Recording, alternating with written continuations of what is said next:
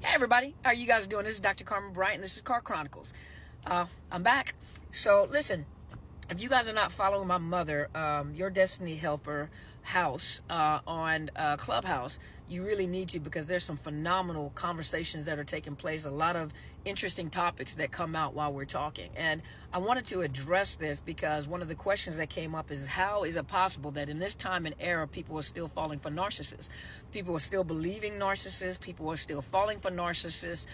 How is it that they're, and as much information is out during this era, during this time, there's so much information that is going out. How is it that people are still falling for narcissists?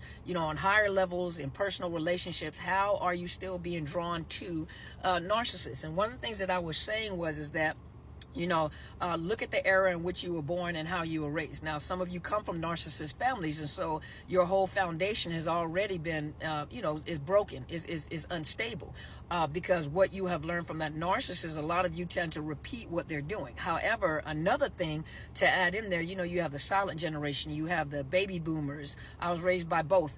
Then you have the Gen X's, which I'm a part of the Gen X's. Some of you guys are millennials, but a lot of times what happens is because of the way that you were raised, good intending, not all parents were, abusive or you grew up in a narcissist family. Sometimes, parents meaning very well were trying to protect their children. And so they did not want to be raised the same way. They don't want to raise their children the same way that they were raised.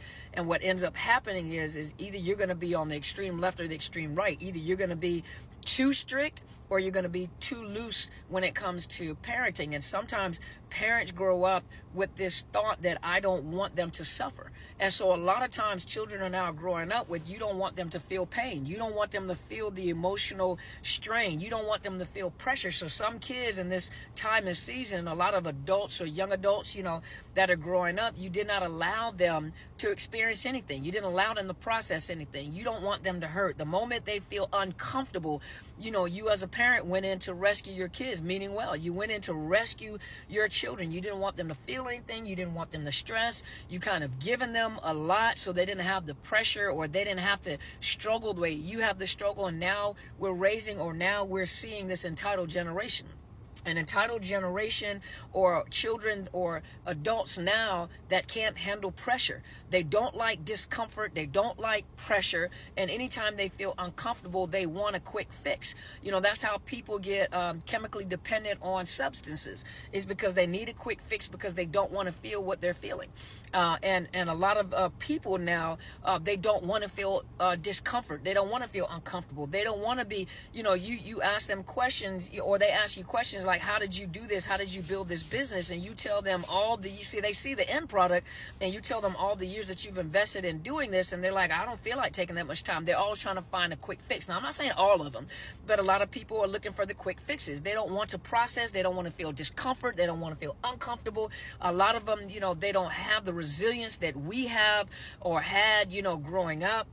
And so you're in this generation where they want something quick to gratify them, even if it's short-lived or short-term. Well, like in the Terminator, the rise of the machines, the rise of the narcissist. Now, keep in mind that everybody that's putting out information on social media, some of that information is not correct.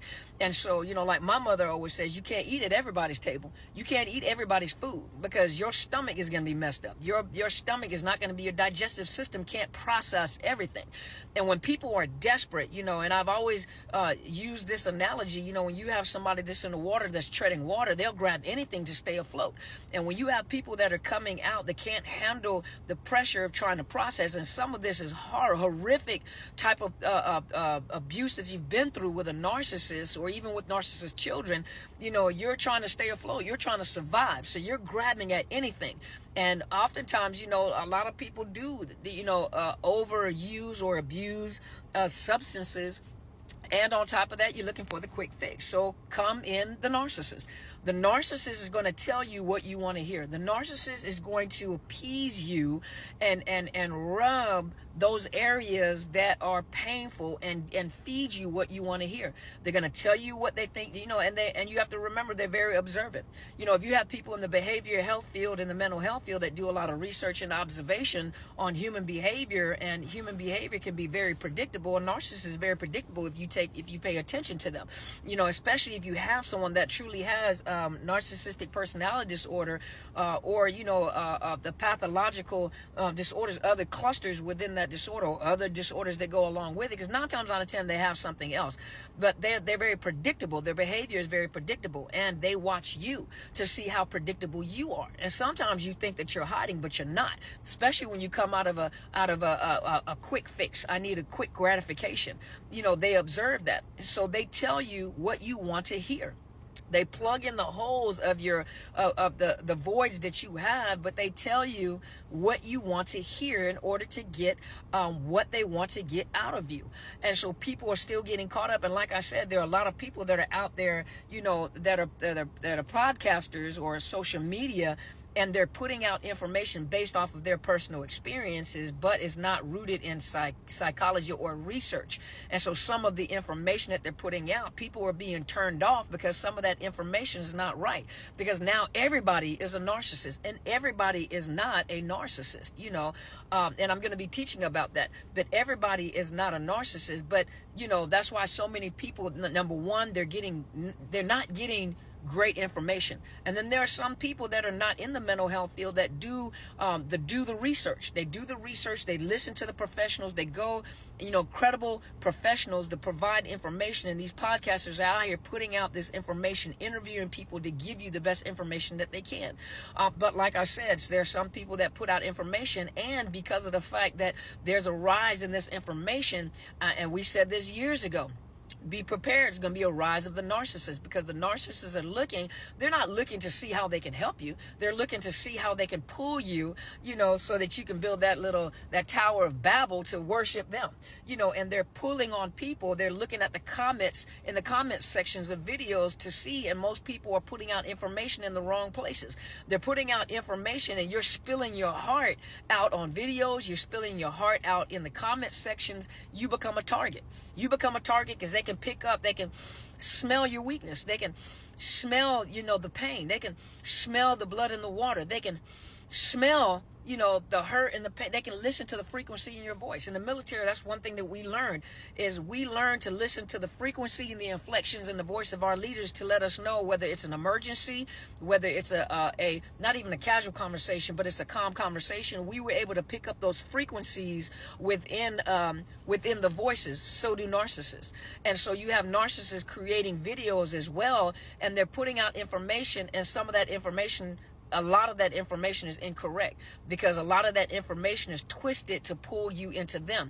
They make themselves look like, I'm a very self-conscious, I'm a self-diagnosed, or I'm a diagnosed narcissist. I'm very self-conscious. I'm aware of what I am, and I want to educate you. And one of the things that my mother always says, which makes perfect sense, when you're working with predators, or you're working with a person that has been deemed as a felon, sex offender, or level 3, and you're dealing with these prisoners, how is it that they can make a video and say, hey, I know this is what I am, and I'm a level 3 or level 4. I can't be around children and everything, but I want to educate you on what these predators are like. There's no loyalty among thieves, and so you have to think for yourself, what is the purpose of a narcissist coming out and giving this information? But people are being pulled in because they know how to manipulate your emotions and your empathy.